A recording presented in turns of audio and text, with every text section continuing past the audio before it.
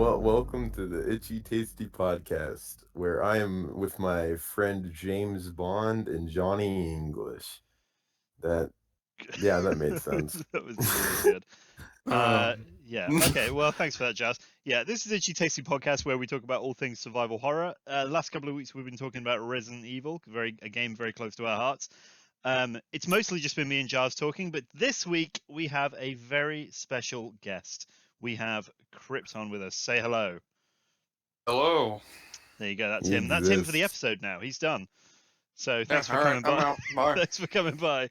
No, very special to have him on the show. He is what I believe is the founder of what I believe is now the most popular, specifically Resident Evil fan Discord server in the world. Is that right? I believe so. Yeah. Because the other ones are a mix of different horror games. Yeah, whereas your one is the only one that's specifically Resident Evil, and it's the number one. That's pretty dope. Well Yes, done. and is active as well.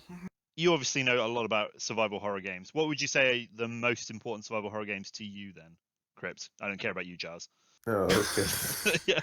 Oh, you gotta do them like that. Yeah. All right. Well, obviously the first Resident Evil, because of course that set the course for a lot of games that were going forward at that time. Silent Hill obviously was birthed from that idea, along with other ones like Dino Crisis. And then Resident Evil 4 revolutionized it again, leading the way for games like Dead Space to come out as well. I always As far as, forget like, a about Dead third one, Space. Yeah. I always forget A Dead lot of Space people exists. forget about Dead Space, but it's still there. It's good as well. Like, it's good. Yeah, it's good.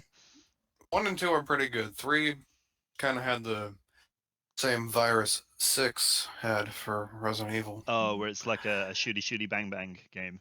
But yeah, so did Fear 3, if I'm to be honest. Bioshock actually would be an interesting one, I yeah. would say. Yeah, I suppose Bioshock is a horror game, really. It's kind of creepy, isn't it? Bioshock 1 and 2 are considered survival horror to a degree. Infinite isn't really considered one. It's one of my favorite games of all time, but I wouldn't consider it a survival horror either. No, but, I'm totally with you on that. It's not horror really themed. It's really gory, but it's not horror. Yeah. But why I say Bioshock contributed is the fact that you can make a cohesive and mysterious story, all while keeping your horror elements intact. Wait a minute. Are you telling me Sometimes that Resident Evil doesn't have a cohesive story? Is that what you're telling me? It does. Bioshock came out in, like, what, 2006? Before then, the stories were good. Most of them flatlined. The only thing I can think of that was pretty good before then was Silent Hill 2, 3, and Resident Evil Remake, and Resident Evil 4. The voice actors confused me. Yeah. But I think in both of our episodes, voice acting has been a key part of our conversation. I would say it's going to be maybe less so in the game we're talking about today. Yeah, less so to a degree, I think, because well, not as horrid. It's still. It's still. I think the best word is 90s. Yeah, it's still 90s. So just to introduce the game we're talking about, this podcast isn't specifically Resident Evil. We want to talk about all games survival horror, but we thought it would be a remiss if we didn't cap off the Resident Evil PS1 trilogy with Resident Evil 3 from 1999. You forgot Survivor. No one likes Survivor. Do you know what's upsetting? Do you know what's upsetting there? I should be the one that never forgets Survivor because that's my Resident Evil game. So Resident Evil 3 Nemesis came out in 1999. What's most important to me is what do you think of when you think of 1999? I was still in diapers.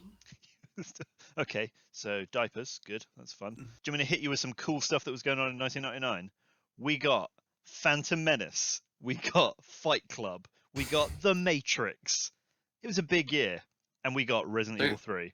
Jar Jar Binks came out. That's all you really need to know about 99.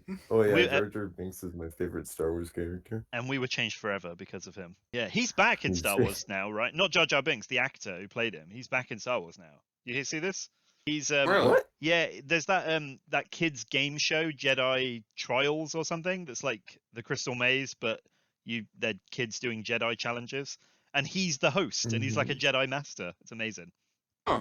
Anyway. It's good. Resident Evil 3. Resident Evil 3. Oh, right, yeah. That's unrelated. So, I thought we'd kick this off the way that we've we've seemed to have done this both times, which is we get to hear Jars try and explain the storyline in one sentence as badly as he Ooh, possibly I can. can't wait to see this one. Yeah, go ahead, take us away, Jars. Okay, so Jill Valentine from the first Resident Evil game wears a tube top and a mini skirt, and she's trying to escape Raccoon City, and she meets a complex cast of characters while adventuring. That was perfect. That was Not too bad. that was actually not too bad. I'll give You that wanna- a 2.5 out of 10. Yeah, I think that's fair. Hey, it's the best Better score than he's ever my got. twos. Yay! Yes. So I'll give you the Wikipedia one sentence and see, and Krypt can decide who said it better. So Wikipedia describes the story as: the story follows Jill Valentine and her efforts to escape from a city infected with a biological weapon. Choices through the game affect the ending. That doesn't make a lot of sense at the end there, but That that's doesn't it. explain the plot very much at all. Not really. So do you wanna lay us down with what the kind of, you can actually take us through like the whole game if you want, as quickly as you can. Like what's the kind of, what happens in this game? All right. Well, it starts off. Jill's apartment building, it blows up, and she has to make her way through the now infested Raccoon City, basically just to free herself in order to expose the Umbrella Corporation, who is responsible for the whole ordeal. And along the way, she realizes that Umbrella sent a creature known as the NEMESIS, which is a key program to go after members of the RPD STARS unit. How do you know that he's after the Stars team? I can take over the stars thing. He says stars. Unless we're talking about the remake, then he says stores. Stores. He's just We looking for can't. some. We can't get into that. He's just looking for some good stores. Anyway, Hey, carry on. I forewarned you I would be making some comparisons, but I won't do too much. As she ventures around escaping from the Nemesis while also trying to keep herself alive, she runs into the UBCS unit headed by Mihail Victor, where she also finds Carlos Oliveira. And from there, a conspiracy is set up from another UBCS member, Nikolai Genovaev, in which basically he's trying to cover up the whole thing due to his third-party employer. And Jill and Carlos have to stop him while also getting the antidote out of the city, and thus freeing themselves from the hellscape that they've gotten themselves into. Nemesis appears a few more times. They fight him. Eventually he dies. And so does Nikolai as well. Nemesis appears a few times and then he dies. I think that's basically the game, right? Oh yeah. Yeah, I'm kind of skipping around because you said you wanted me to keep it brief. No, I think you're doing an amazing. If you want the long one, we'd be here for like 3 hours. I think you're doing an amazing steamroller check of the game, because there's even some details in there that I didn't know. I didn't even know Nikolai had a surname. You didn't know he had a last name? No, I just thought he was like Cher and Madonna. No, he has a last name. Wow, I'm surprised. When was the last time you played this game? Played it last week in preparation for this. Oh, I played it like a good 10 hours ago. Well, but I only played it for 20 minutes. Well, in preparation for this, I played it about 15 years ago. that was the last time I played it. Nice. Yeah, you were prepared way ahead of time. Yeah, I really was. I'm glad you guys turned up. I think we'll start by giving you a little bit. We'll go through a bit of how the game came to be, and along the way, there's some kind of weird stuff that happened with this game. I don't know if it's as weird as the stuff we talked about last week with Resident Evil 2, how they made like a whole game and then scrapped it before they made the game. But there was certainly plans for another game. One of the main things about this game is that this wasn't originally Resident Evil 3. That's right. It was originally kind of like a side game like Code Veronica. Exactly, yeah. And I think they were working on RE3 as an actual game elsewhere, but I think that project got scrapped because that was the one that was going to be about Hunk, right? Yeah, Hunk on a cruise ship. Hunk on a cruise ship. That's what it was originally going to be about. Yeah. Yeah, and it's my cruise ship industry that. A big. Although I also have here on my notes that another plot line that they wanted to explore was Spencer's son exploring the family castle. Oh wait, isn't that the one that became that became Devil May Cry? Because yes, he was the basis for Devil May Cry. Because wasn't his name was like Tony something? Tony Spencer. Yeah, it's like a lot of people think that Resident Evil 4 was supposed to be Devil May Cry. It's like, no, it was a mix of 4 and 3. Well, it's interesting that... So 7. So 7, yeah. Fair enough. So what I find really interesting there is that it was originally going to be a game starring Hunk on a cruise ship, Mhm. and they scrapped that, but they ended up kind of using that story later on anyway, not with Hunk, but we had Revelations that was set on a cruise ship, and Mhm. the best Resident Evil game of all, Resident Evil Gaiden, set on a cruise ship as well. Was that on a cruise ship? Wait, that one? Yeah, I think it was a cruise ship.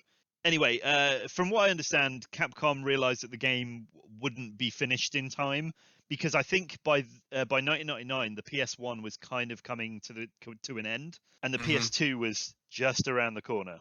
Yeah. So they scrapped it, and they decided to get the team that was working on the side game, the spin-off game that was the mostly inexperienced team, and say, hey guys, I know you don't really know what you're doing, but we want you to make the next mainline one now. We've scrapped our one. It's all on you now. Talk about pressure. Yeah, pretty much. And I think originally the spin-off game they were making was the same sort of vibe. It was like escaping from Raccoon City, but I don't think it was Jill, right?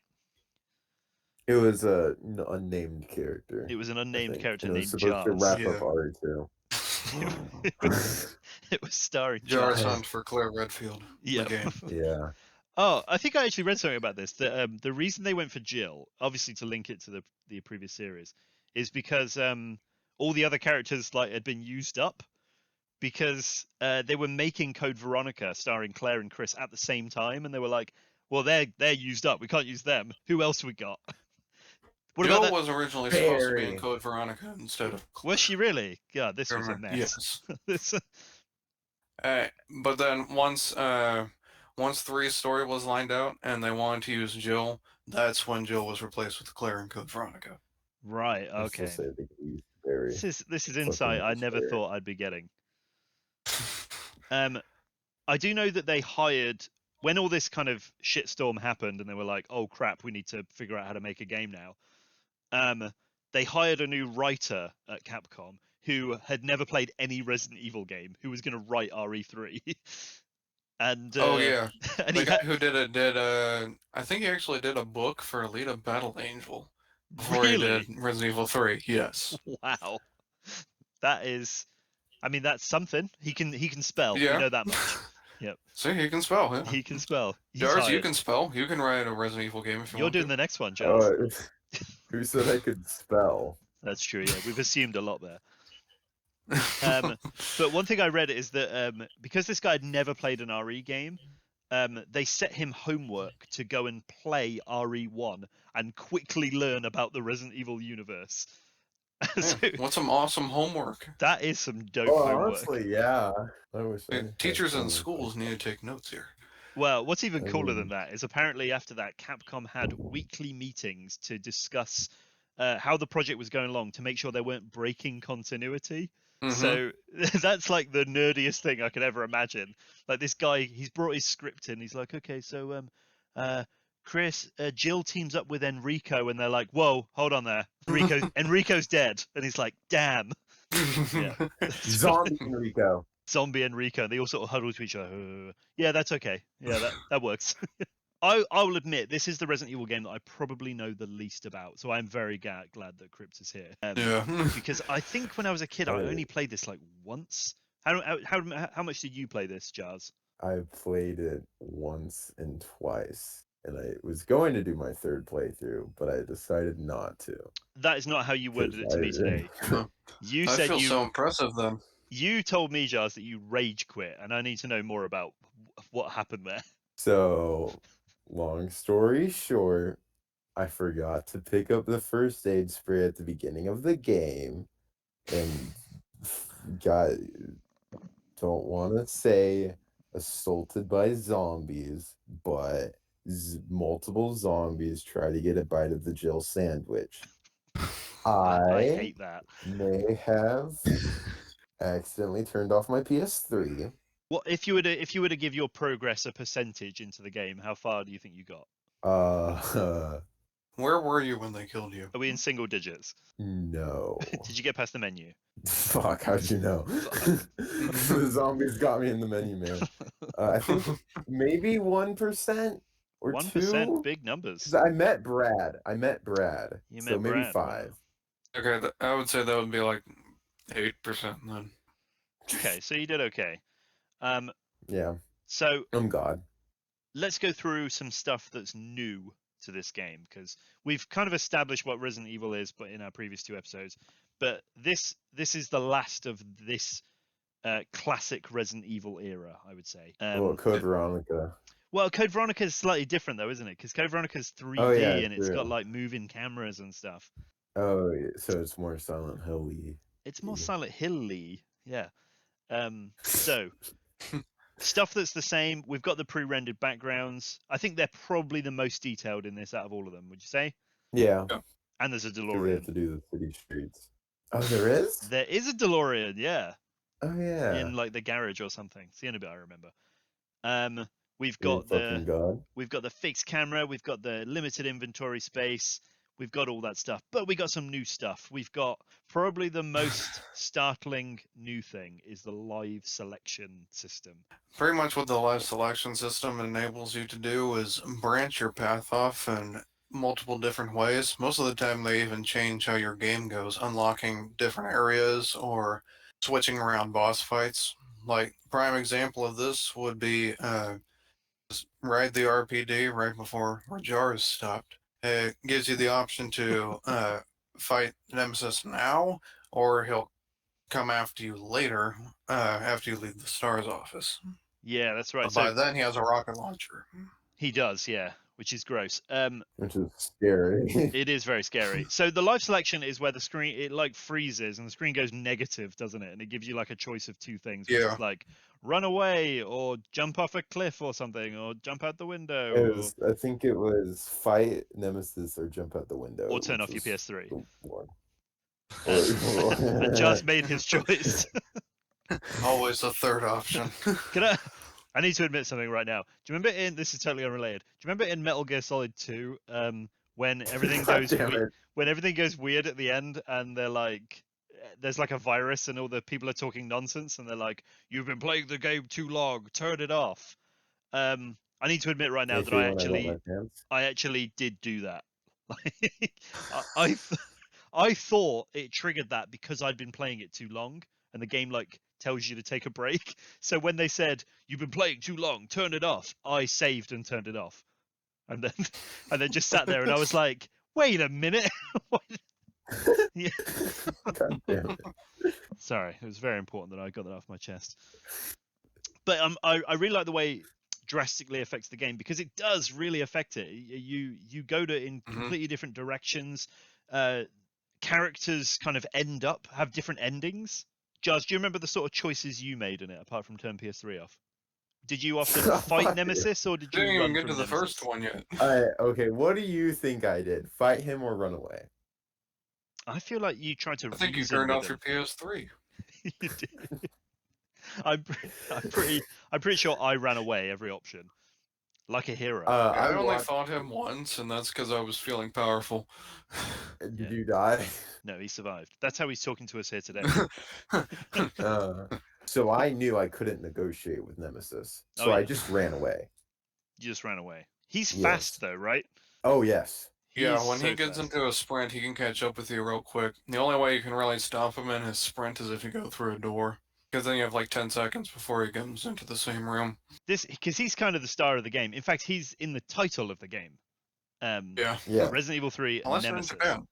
Oh yeah, right. It's got a different name in Japan, doesn't it? Last Escape. Last Escape. Ooh, So mysterious. the big poster boy of this game is the Nemesis, which is a new type of tyrant. He's a big, tall guy. He's wearing black leather, and unlike the tyrants in the previous game, he talks sort of. He says one word. And like Krypt Okay. said, he's been programmed. He follows orders, and he's intelligent. He can jump through windows. He's got a rocket launcher. He uses other weapons in other mediums.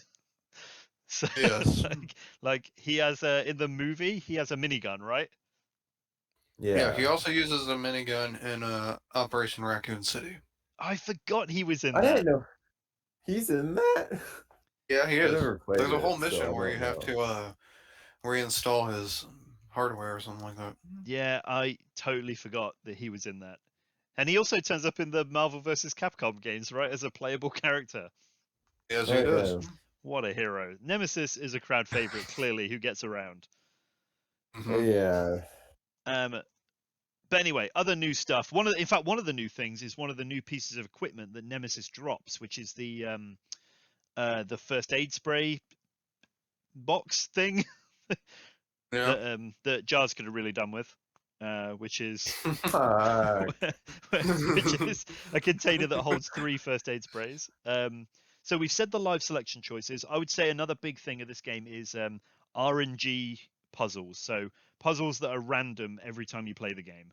I think there's only like Yes. 3 in the game, but it's so There that you are RNG locks as well. Not just the puzzles, but there are like combination locks in there that do change. Oh, really? Like, yeah, in the RPD, the locker that has the stars key in it, that has 4 possible combinations. I One think. is different every time. Yes. Wow. That's no fun. Impressive. How do you sell a guide for a game when it's the puzzles are different every time? I know one bit of RNG, and this is only from RNG, by the way, is random number generator. It just means it's random every time. I know one bit of RNG because I've seen, although I haven't played the original Resident Evil 3 very much, I have watched a lot of speedruns of it. It's probably, I would say, one of the more popular speedruns of Resident Evil. Yeah. I think I've seen more speedruns for Resident Evil 3 than any other Resident Evil game.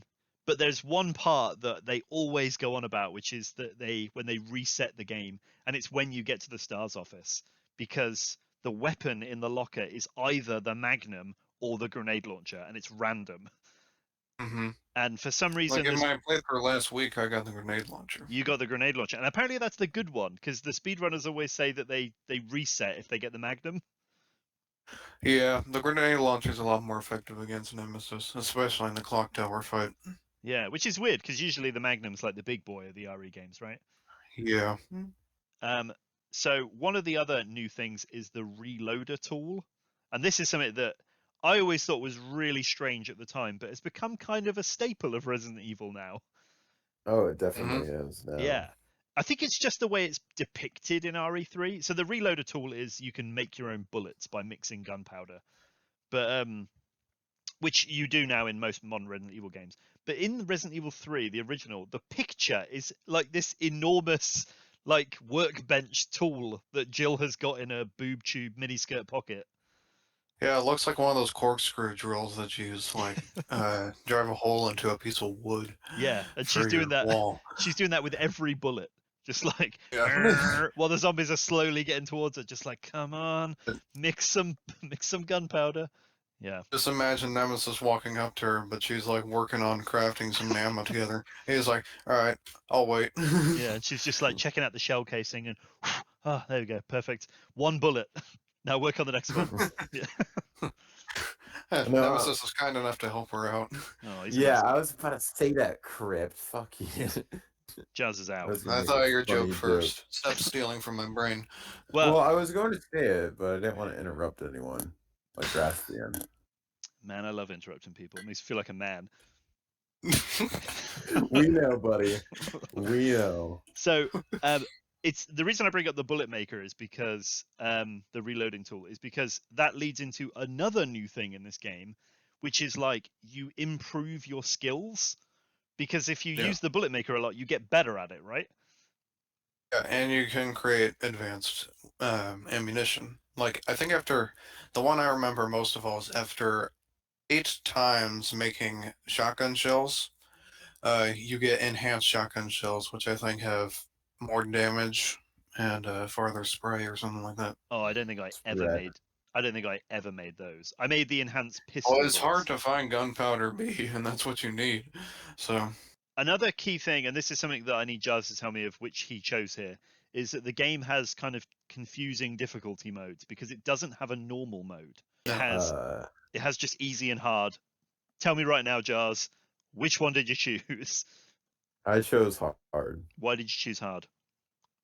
because I chose easy at first. I was like, wait, why do I have gun and an assault rifle?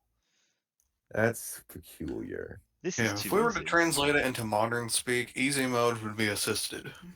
Yeah, Yeah. I think that makes more sense. Also, I just want to deconstruct what Jazz just said there.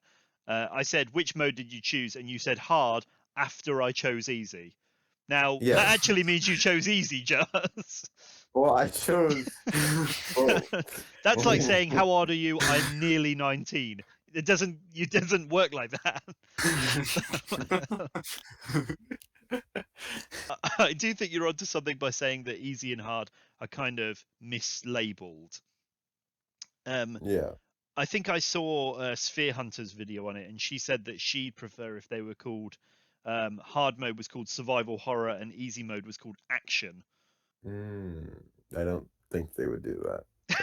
So. I'm not proposing that they do that, Jazz. I'm It's just kind of saying. smart though.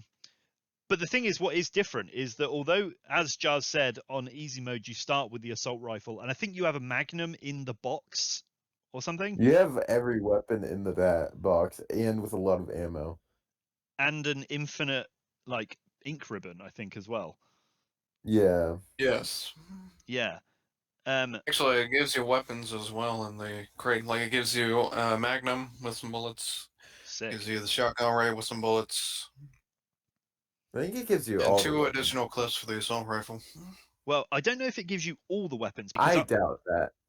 Okay, Jazz is making a stand. Go for it, Jazz. What do you think it is? I think there is all the weapons. And I'm turning on my PS3 right now just to check. And we're all going to Like, sit I'm here not and sure. wait Is for you not to in play the through the box. whole game. The weapons you get in the crate on easy mode are the only weapons you get in the game. Like, you don't find any more. No, yes, you do. Right, okay. I mean, I'm purposely arguing a point on a game I haven't played in 15 years, so, but I'm still sticking to my guns. That's why I'm here. But the thing is, like, I would say in this game that there's not really any judgment of choosing easy mode because it's not. It's almost No. like it's a different game. It is just like a mad shoot spree, isn't it? Yeah, it's like sometimes I just play easy mode for the hell of it because it's just kind of fun. And it's like, is it a challenge like hard mode? No, not at all. But it's still kind of fun to see it from more the action standpoint while still holding true to its horror roots. Yeah, totally. And RE3, I think, has of all the games preceding it, has like the most zombies on screen at a time. So it's good to go in there with an assault rifle and whatever. Also, like RE2, there isn't really a good or a bad ending. There's just kind of one ending and one secret ending, where Enrico turns up. Zombie Enrico. Zombie Enrico turns up in a helicopter and rescues you. Correct. That's what happens. No, it's our boy Barry Burton, right? I think that should be the main ending, that Barry rescues you. Yeah. I think that makes sense. Okay, the game's booting up.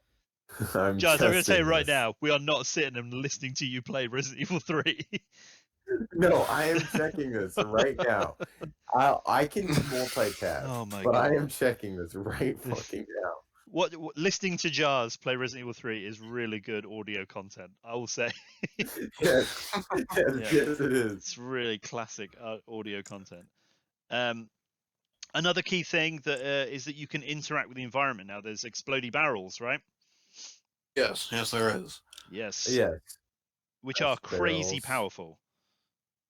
Like, if you lure in a group, well, there's actually a section that kind of forces you to, a group of about, I think it was 6, and you just hit that barrel at the right time, you kill all 6. That's awesome. Yeah. When I was reading up on things that are like new to this game, one of the things that I found was it was talking about how there's like the largest variety of zombies in this game. But one thing, the reason I bring this up is because I actually saved the direct quote because I thought it was so strange. This is what it says. It says, developers also added more varieties of zombies. They can take the form of policemen, doctors, or chefs. And that's it. That's the whole sentence. Chefs? And that's it. You get doctors, policemen, and chefs. That's Fuck civilians. I have a chef one near the restaurant. I don't remember it, but this is the thing. I don't even remember any chefs in the game. There's a dodge as well, right? A new dodge function, which I can tell you honestly, I've never successfully done. It's really hard to do. Like, I think what has to happen is you have to press the fire button with your gun aimed right as the animation begins for the enemy hitting you. Right. Okay. Well, I never did it. If you don't time it at that split second, then you get it. It's not just a dodge either. It's a shove as well, isn't it? It's a shove, or sometimes she'll move to the side. Yeah. And I've seen videos of people like chaining them, and she just because you can't really decide where she goes, and sometimes she can just keep continuously dodging round in a circle. Yeah. Jars, how good are you at the dodge function? I've never done it Correct. on purpose. on purpose. Okay, good. Okay, also, I was right. Well, I was half right. Because you guys left out the handgun. Because you can get the handgun in there. The handgun's the starter weapon, technically. So. Come on, man. We knew about the handgun. In the box. So you guys were wrong, but I was also wrong. So we're both right. But I was more right. No, I was more right. Either way, she has a lot of things stuffed in a boob tube and a miniskirt. Like I was saying earlier, along with the different types of zombies and stuff, there are a lot of just general new creatures in the game, as well as ones that were just cut completely. There really are, yeah. Do you want to walk us through some of the new creatures? Well, one of the new ones is called the, I think it's originally called the Brain Sucker. It's also referred to as a Drain Deimos. Sure. They're kind of like these green insect dudes. They're more frequent around the dead factory and the construction site. Here comes a remake comparison. If any of you have seen the remake scene of Jill getting deep throated by the tentacle, that's what that is. Oh yeah, hey, yeah. Language. Hey, he's just telling it how he sees it. Yeah. I mean, you're not wrong, but language, God. Children watch this. Well, how else did you want me to say it? Like his tongue went inside of her throat, wiggled around, and injected her belly with tiny demons. Oh my God. No, this is what it would be. The thing enters the throat and then secretes liquid. That's way worse. Oh, like.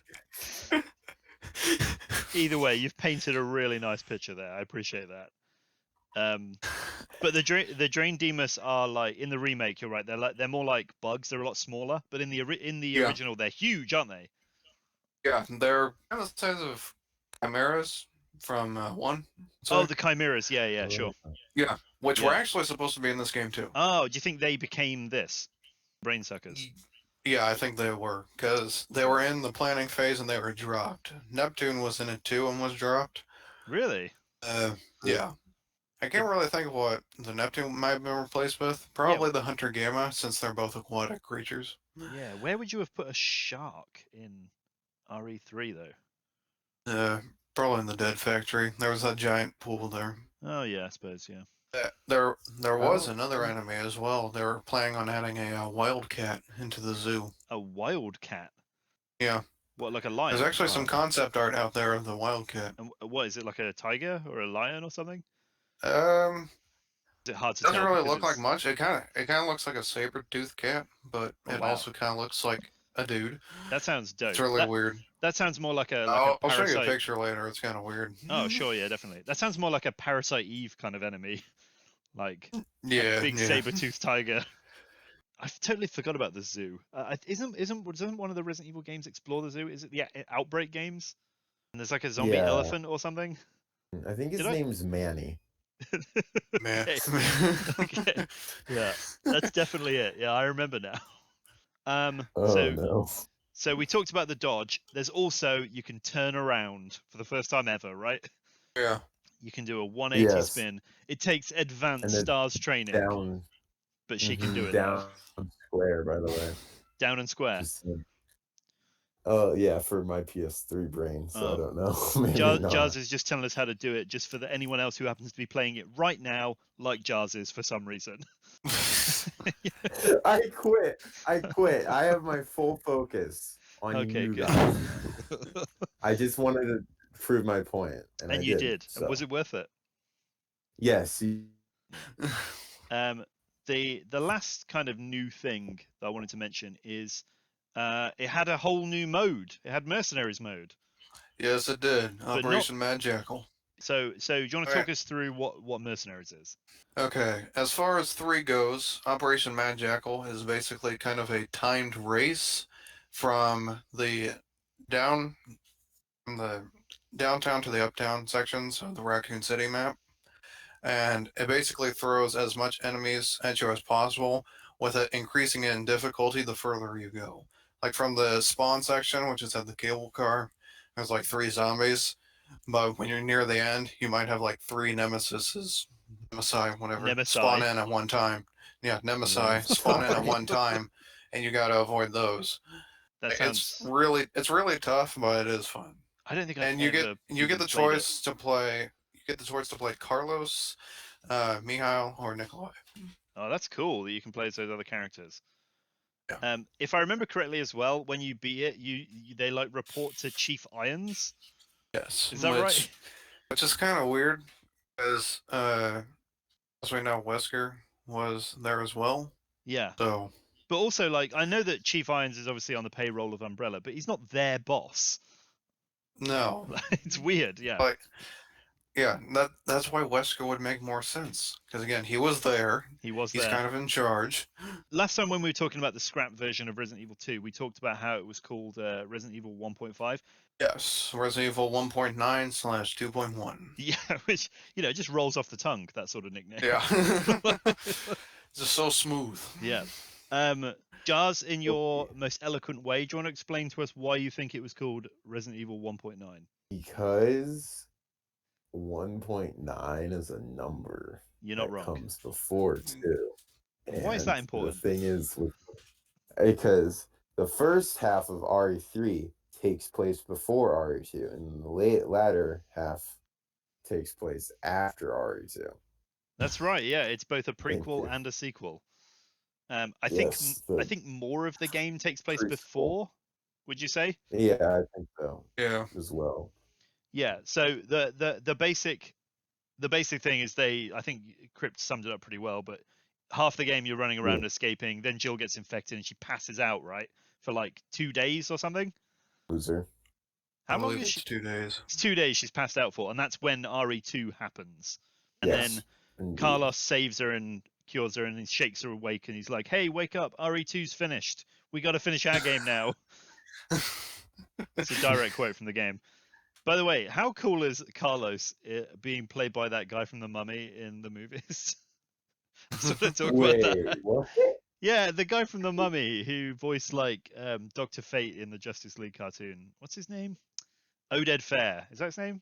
Something like that. Yeah. He plays Carlos in the movie. So good.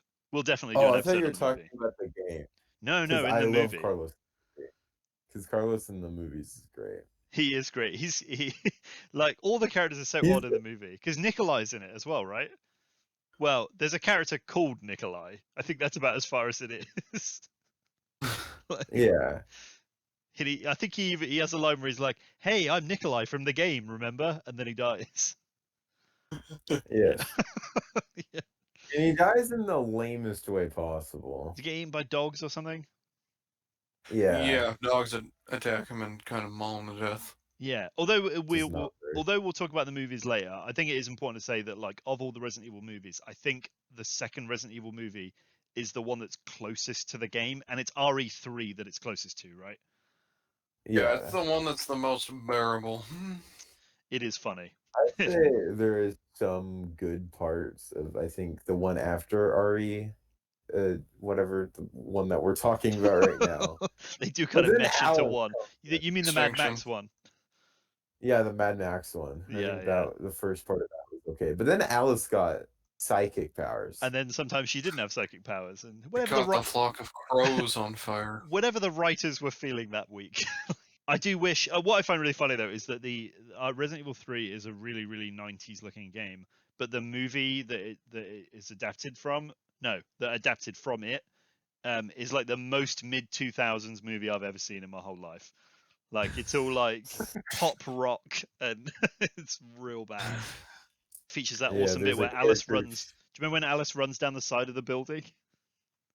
Oh yeah. So cool. And there's literally a GTA character in it as Oh well yeah, that makes the Oh, yeah. GTA reference. so So cool. Oh, and the Stars team are in it as well, aren't they? yeah, but it's For a like bit. some redneck sniper. And Yeah. You know, the Stars team in that is kind of just like if I went down to Texas and knocked on the first door I see. Wow, Except for Jars's door, he's the most Texan. he's the least Texan. Stars member of Texas. Yeah. But and there's the thing with the sniper guy is that he's like shooting all these zombies like in the head, and then Nemesis shows up and he shoots him in the chest. Yeah, yep. That rubber mask is expensive. You don't want to mess that up. Yeah. Yeah. I also love. So we've got sidetracked talking about the movie, but it's important. I love that they basically put the Stars team in the second movie because they forgot to put them in the first movie. And when Nemesis targets them, you see the Umbrella like executives watching the footage, and they're like, "Who are these?" And they're like, "Stars team. They're the best of the best." And then they all die in like a second.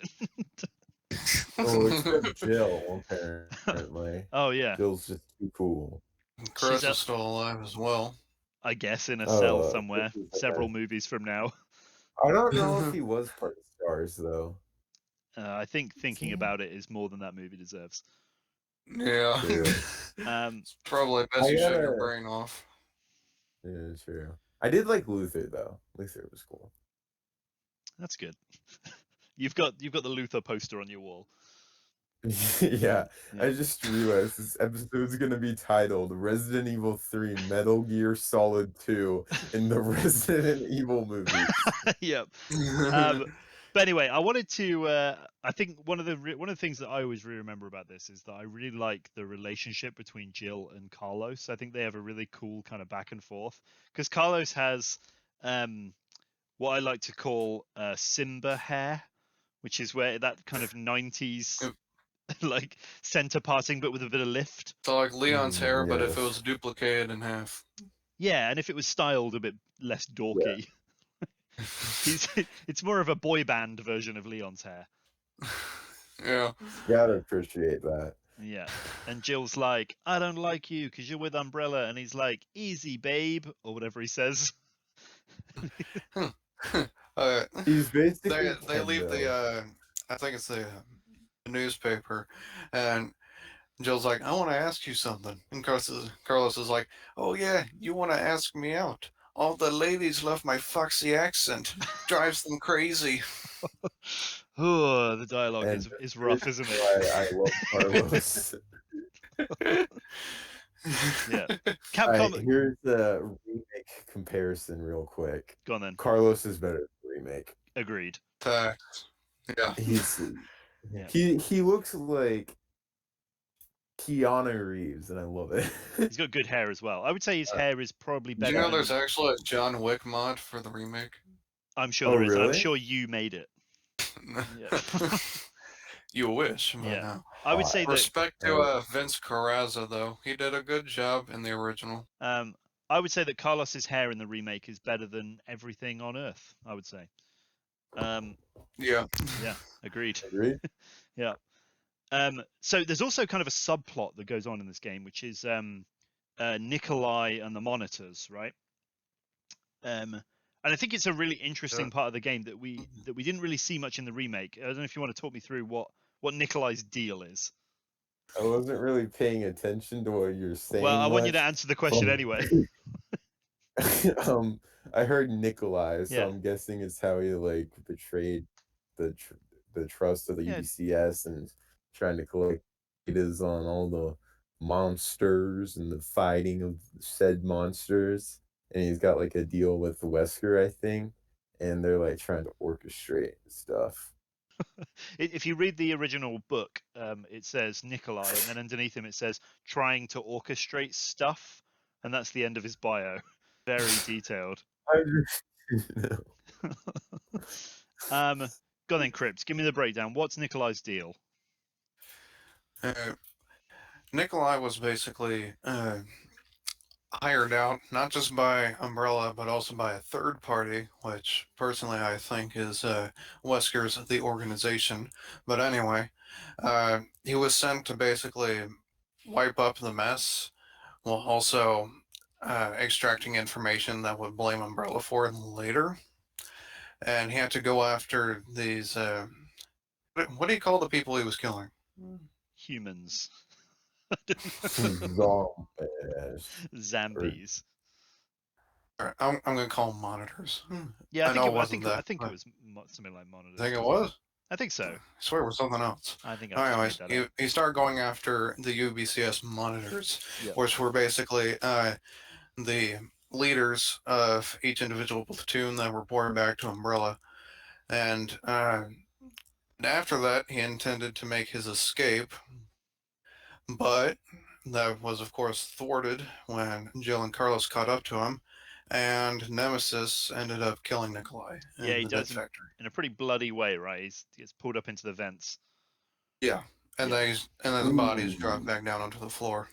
Gross. Ooh. That's what I thought. So Ooh. a lot different than the remake where it's just kind of left on the roof. Mm. Well, so my interpretation from Umbrella's point of view is that they spotted that the city had fallen and they've lost control.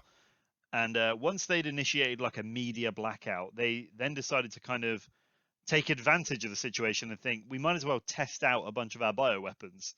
So Yeah, pretty much. they release a bunch of them, and then they're always after combat data. They need to see if their bioweapons are useful. So they release their own private army into the city under the guise that they are rescuing civilians, but they're actually just there to fight and be killed by bioweapons. Yes. Yeah. Yeah, which is cool. I think that's a really interesting subplot. Yeah. And it also gives us a reason to not hate Carlos because he thinks he's doing good, right? Yes, he does. And he's a leader. Besides his foxy accent. His foxy it's accent. not really anything. Yeah, he's That particularly for- angered, I think, once he realizes what's really going on. Yeah. Yeah. Yeah, I yeah. would be too. He has a really good character arc. Yeah. His foxy accent thing really reminds me of how Capcom loves to write like characters like that because the obvious comparison is Luis from RE4, where we know he's a yeah. ladies' man because he just tells us he is. A lot of people back then got the two confused a lot. It's the Like wavy hair, right? whenever Luis showed up, they'd call him Carlos or something like that. Yeah. Maybe it's because like Capcom only know how to draw like 3 different types of people. So one of the things that I remember pretty well, one of the things I remember thinking when this game first came out is the puzzles and stuff in the game were weirder to me in this game than they were in any of the previous ones. And I think it's because in the previous ones it's like, well, this is a spooky mansion. Like Umbrella have made it purposely weird so people can't get in. And then the RPD is kind of secretly funded by Umbrella and it's an ex-museum, so that's why there's like weird statue puzzles.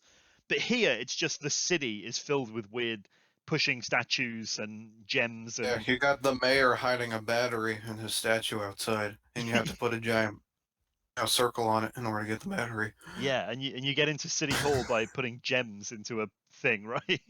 Yeah. Yeah. I always found that Imagine really having strange. to go to work every day at the city hall. In order to get in there, you have to collect 2 gemstones from some random places in the town. Yeah, they're And hidden don't all over forget the there's place. zombies chasing you. Oh yeah, that's every day in Raccoon City. Yeah, because you can't let zombies get in the way of your work. No. Yeah. Isn't there a part where there's a password and the password is like on a TV or something? It's like there's like a TV playing some kind of movie or something in the background and it says Tony or something on it and that's the password. Did I dream that? So, I don't remember that, but I won't put it past the game either. I'm pretty sure I didn't dream that. I should have probably maybe Googled this before I started this, but no, I'm going in again on something that I did 15 years ago. Rasp, we're so proud of you. So proud of me right now. You're so smart. Yeah. Do you want to know some interesting things that I found that I did? Well, I found No. interesting that I didn't know. Well, it's not for you, Jars, is it? No, it is. Okay. As your main co-host, I am the big boy who You're putting your foot down. decides. Yeah, I'm putting my foot down. Okay, so are you going to Now tell me only something interesting? um uh Jill's name rhymes with Phil. That is not incorrect. Although I always assumed it was short for Jillian. It Jillian? might be. Yeah, I always assumed it was short for Jillian, right? I don't know. I've never heard someone referred to as Jillian before. You never heard that name before, Well, Jillian? I'm afraid not. No, I used to work with a Jillian. Well, I think they would put it on her, I don't know, license and not as Jill. You Oh, can see that. actually, the Jillian I worked with was with a G, not with a J. So maybe that's what it is. Yeah, I have seen it with a G. Either way, I'm glad we talked about it. The secret of Jillian will Yeah. ever remain. Yeah, because it rhymes with Fillion. Anyway, so there was a playable demo that first featured this at E3 1999, which sounds like the shittest E3 I can ever imagine. I imagine it was like chunky monitors playing Crash Bandicoot 1 or some crap at the time. Yeah. What I found really funny is that a demo for RE3 was shipped alongside Dino Crisis. I don't know if you remember that at the time. Yes. That you get the RE3 demo in Dino Crisis, but when RE3 came out, it came with a demo for Dino Crisis. I always there? thought that was very strange. It's super weird, right? Yeah. Did you play Dino Crisis, Jazz? No. Okay, good. Oh wow. Not horrible, sorry. it's just I goofy. feel It's a good goofy, but it's goofy. I feel like I'm being really mean to Jazz today. I don't mean to be. I'm just really angry with him for some reason. We did play Call of Duty earlier on, and I did beat you, even though we're on the same team. But I did beat you. Oh yeah. It was a moral victory. As soon as I play with someone, my skills just go to die. Do you know what? I have that It's as well. sad. I have that exact same thing. Like, So, Resident Evil 3, not COD. oh, I forgot that's what this was about. So the game was ported to Dreamcast, and if I remember correctly, it was really crap on the Dreamcast. I think it's because the Dreamcast is more powerful than the PS1, right? Oh yeah, definitely not. Yeah.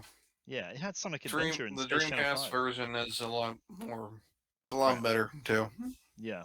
I love the PS1 version, but I know the Dreamcast is better. Oh, I thought I heard that the Dreamcast one was worse, but I actually don't know. But I guess it would make sense if it's a more powerful console. It's like the GameCube one is a lot better. That's what I meant to say. Oh, okay. Well, the reason I was It's also got that. It's also got the voice of the guy who did the title for 4. Oh, really? Huh? Yeah. Yeah.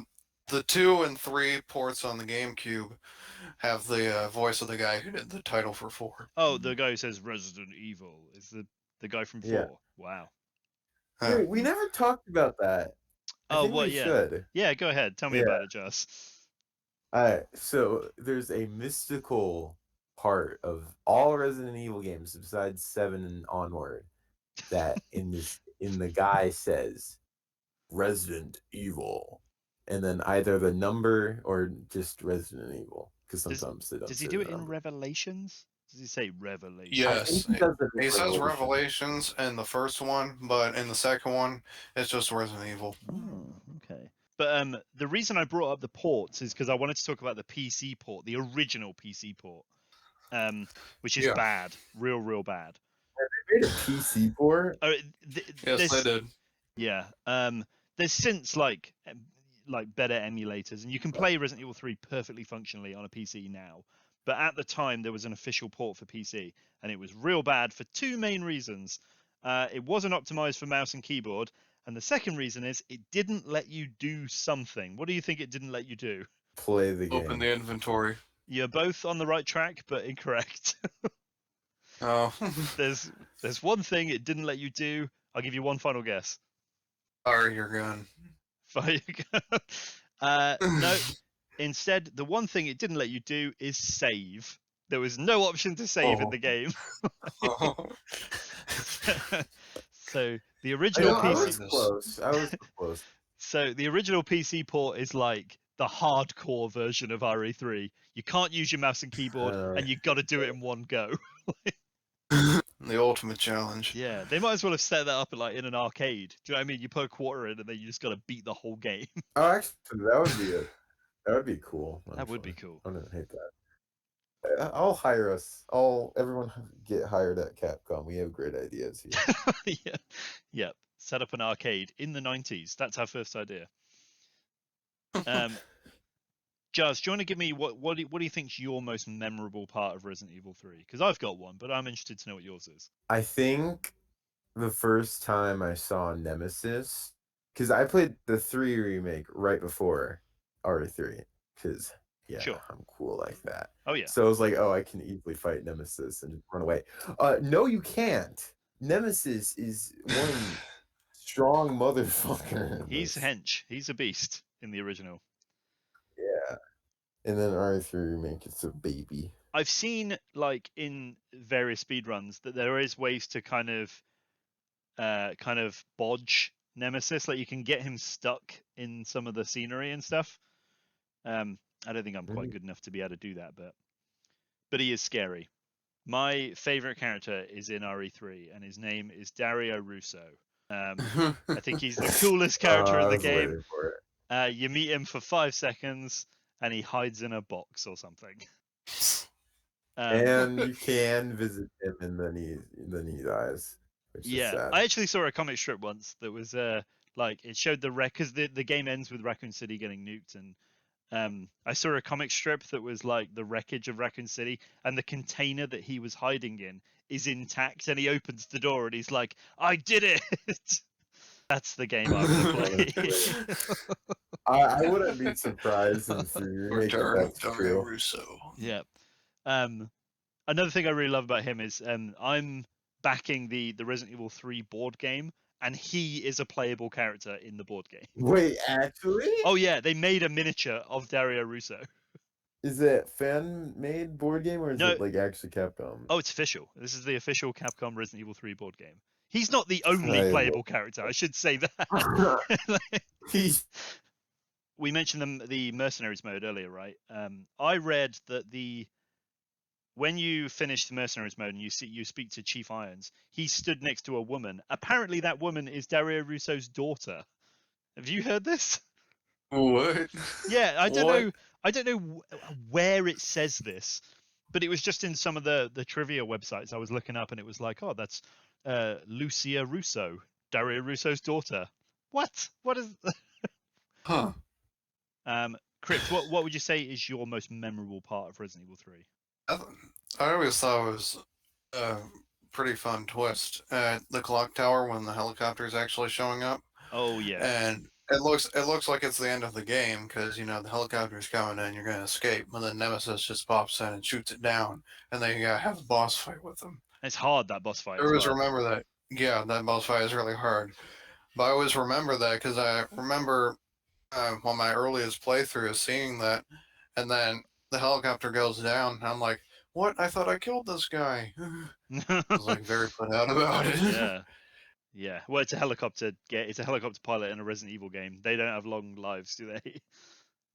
No. But you're right. It's like it's an FMV cutscene. It feels like you're watching the ending. Yeah. But Jeremy Nemesis shoots it down. Why do you always say Jeremy? I don't know. It's my default. My although I love Dario Russo, my most memorable moment is the last live selection choice you get of the whole game, which is after you've incapacitated the final form of Nemesis, you get an awesome choice, which I can't imagine anybody picking the other option here. You get the choice of leave the monster or finish him off. Vegans. That's a little funny. It's the second time you've brought them up. Funny, a meat eater joke. It's the second time in this podcast you've brought them up. You've got a real thing against vegans, haven't you? No. Wait, when did I bring them up before? You went on some bizarre rant last week about tofu being like the zombies are vegans or something. Oh yeah, I remember that. Oh my god. Yeah. Like, I still stand by that. It's a solid theory. It's not even a theory; it's confirmed. Yeah. But yeah, so you finish off the monster, and then Jill shoots him with the magnum and says, "Stars, I'll give you stars," and it's so cool. It's like the coolest part of that whole game. And then our remake comparison coming in soon. That goddamn thing. Okay, it's like, Nemesis starts chasing you, and he's like, and Jill's like, "You want stars? I'll give you," and then you get hit. Maybe you got hit. If you're bad. Well, no, but you can literally, you can get the probably Jill's most recognizable line of all time interrupted. What the hell? You're not happy about that, are you? I am not I would say at all. I would say Jill's most recognizable thing isn't the line; it's the slap that she gives Carlos. That's my favorite part. Boom! True. She slaps him so hard. Slaps that man into a new haircut. He needs great. it. So we should probably round it off, and I think we should round it off with a little bit of "Did you know?" random facts. Do you want some? I'm sure you probably do know these, but I'll give them to you anyway. Oh. Such amount of jars specifically. Yeah, most probably. We'll see. Well, I don't. like in his defense, Jars has played this far more recently than I have. Oh, no, I've played it more recently than all of you. Oh, I played it during the podcast. Oh my god, that's true. Yeah, he's What a mad lad. He's really outdone us there. Okay, so fact number one. The Nemesis was inspired by the T-1000 from Terminator 2. Did you know this? Oh, I could believe that. Oh, yeah. It's the 90s, right? So what else are you watching? And I did make a Terminator reference earlier. So. You did, and I thought you were going to give the game away on my cool fact. Do you think I'd actually research this? What the fuck? Yeah, but maybe you just know this stuff. Why? I also thought I'd revisit the thing that I seem to have done 2 times in a row now, which is differences to the novel. Oh. So Jazz just turns off. Ugh, books. Ugh. Reading. Words. Listen to this dork go on. From what I can tell, I haven't actually read this book. I've only read the first one, but from the impression I get is that this book is the most like the game. It's only got little differences, and the main differences are some of the characters have got different names. Like for seemingly no reason. I don't really understand why. Like Tyrell Patrick is called Ken Franklin, and Ken Franklin. Ken Franklin, yeah, that's a cool name. I like that name. And Murphy Seeker is replaced by someone called Randy Thomas. So there you go. Randy. Well, this was made by like Japanese people because that's the most American sounding name I've ever heard. It really is, isn't it? Randy Reagan Apple Pie Thomas. Buddy Burger. That was the best you could come up with. That's a freebie for you guys. That was wow. That was Buddy Burger is the best thing you could have ever come up with. Do you want me to come up with another one? No, I don't think you could ever top Buddy Burger as an American name. Hunter Hot Dog. Hunter Hot Dog. They're all very food based. I mean, I said apple pie. This game is the first Resident Evil game to feature the Samurai Edge version of the handgun.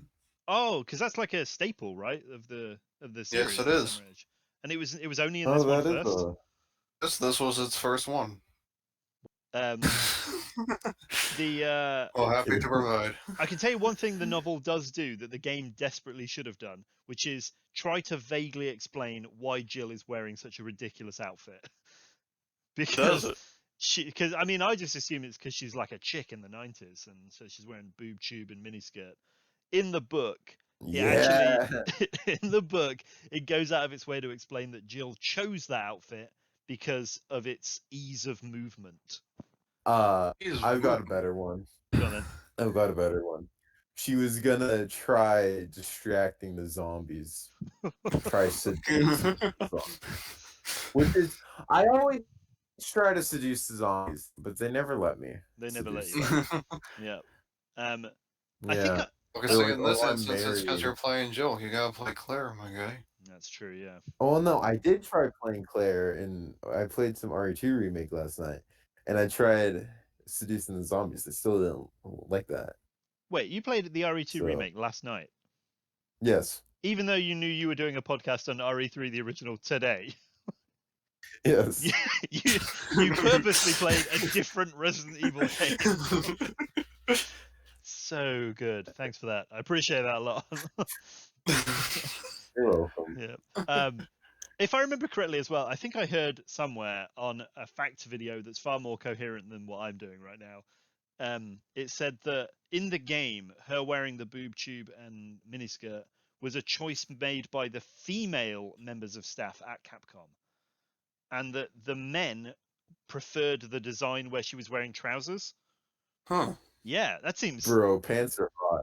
the opposite of what I thought would happen. Remake Jill pulls off the pants Like, real yeah, I well. agree. Yeah. Yeah, but you know, that's the thing about Oh, Jill. she does. Jill doesn't need to dress functionally because she herself is functional. So she can happily just dress like a weird 90s chick. Yeah, and still be action ready. So I got some more facts. I got another one here, which is a poster for Biohazard 4 is in the game. Really? Yeah, on the wall of the restaurant in the game, it says Biohazard 4. I think long before Biohazard 4 was like a thing. I think it's almost like a joke, I think. There's also a poster for Dino Crisis in the hospital as well. We need to talk about the extra costumes. Oh my god, there's so many, right? Yeah, there's Regina's the one, of course. hot leather thing. Yeah. Yeah. In fact, I think this and there's game also has a regular police officer one as well. which is cool. I like that Mhm. one. But I think this game has the most secret costumes of all the Resident Evil games up to this point. Yeah, because most other ones just have like 2, or the costumes For are each blatantly character, given but- to you. Yeah. Does Carlos have a secret costume in this, or is it just Jill? I think it's just I Jill. think It's Jill just has Jill. like 4. Oh yeah, because you go to like I thought you go Jill to has 6. you go to like a clothes shop, don't you, in the game or something? I think There's she has a 13 at the sexy beginning. top You need a coat. key. In order to get the key, you have to complete the game once. Right. Okay. Yeah. And the costumes are Regina from Dino Crisis. I think her Stars outfit. Is that right? Yeah. Police outfit. There's like a disco one, if I remember correctly. I'm pretty sure one of them is like There's a disco. one. Well, I could knew just there was a boot up- disco one.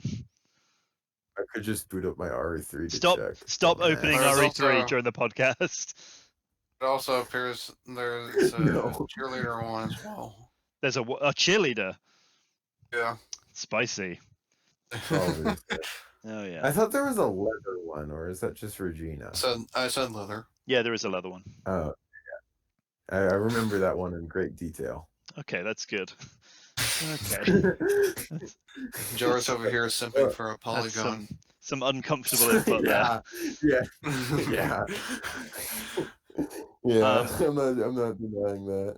So my final fact is that apparently the design for Nemesis was a rejected design for Mr. X from RE2. Do you know this? Did not. Yeah, That apparently. makes sense though. Yeah, and they were like, "Hey, you know that bold guy with the big teeth we drew? Let's bring him back." Yeah. So that's RE3. I think we basically did it, right? I mean, like, do you think this game still holds up? I think Yeah. it does. Yeah, I think it does. I think think it's it's- still hard. I think it's definitely one of the harder Resident Evil games. Oh yeah, I can confirm. Yeah. Well, you got 1% in and gave up. Krypt said 8%. So I think he's just trying to not hurt your feelings. Thank you, Krypt. Yeah. You're welcome, man. I I got will you. not- But I would say if you do want to get into this game and give it a go, give the original PC a go. Go for it without saving. That's what I say. Go all in. But anyway, so thanks for joining us today, Krypt. It was very exciting. I'm glad that we actually had someone who vaguely knew what they were talking about for once, as opposed to me and Jazz just sort of being like, just sort of remember that game. Oh, well, you're welcome. Yeah, it was very good. Oh. I don't know what you're thinking, Jazz, but I think we might maybe give Resident Evil a bit of a rest for a while and maybe move on to a different franchise. Yeah, we totally did not talk about this for a bit. How does Silent Hill 1 through 3 sound. I've never heard of it, but it sounds real bad. Take Ah. that. Fuck you. Yeah. Okay. But Thanks. keep in mind, you're talking about 1 through 3, not done poor. It's true. Yeah. I love. Yes, we're Downpour. talking about 1 through Or 3. Homecoming. Yeah. Those are the only two we're gonna talk about. Those are the best ones. Oh yeah, and that this one. and that boring one where you have to like fill out a test or something before you do I've it. never. You know the one I'm talking about. The one of the Isn't Wii. that The the one- Wii one? The Wii one. Yeah, that one. Yeah. Yeah. Anyway, I've been Raspian. Giles has been here as well. Krypton has been very, very kind for us to come along. I'd strongly recommend you search up the Resident Evil Discord on Discord. It's the most popular one. Join it on there. You'll be able to chat with Krypton. He's always happy to chat to you. He's the most jolliest person I've ever met. Unless you're my no. enemy. Yeah, in which case he'll kill you. He will. I've seen him do it. Yes. Um, Great hitman. but yeah, Yeah, you'll also get me and sorry, Giles on there as Dracula. well. Oh yeah, we're the worst. We are the worst, but Krypt's the best, so at least he's on there. But yeah, definitely check it out; it's worth it, and we will see all of you next time.